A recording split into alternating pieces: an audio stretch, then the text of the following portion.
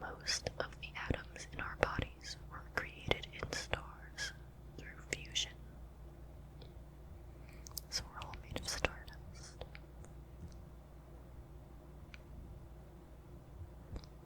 Because there is no gravity in space, there is no natural convection, which means body heat won't rise off the skin. Because of this, the body will constantly perspire to cool itself, but unfortunately, the sweat won't drip or evaporate, it will just build up. Without gravity, body fluids rise higher in the body than they do on Earth, which means there's more fluid than usual in the skull pressing on the eyes. This squashes the eyeballs of the astronauts and blurs their vision. That's kind of gross. Some bacterial colonies grow much faster in space. For example, Astro E. coli colonies grow almost twice as fast as E. coli on Earth.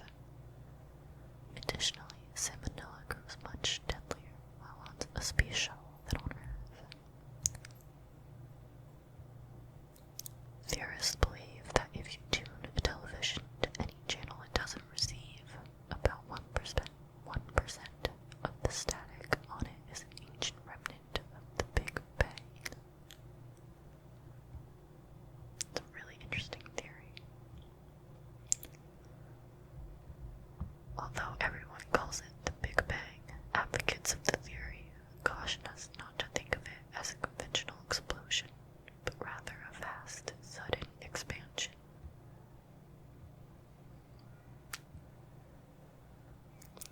Because there is no gravity in space, there is no buoyant force, which means nothing pushes bubbles up and out of carbonated drinks in space.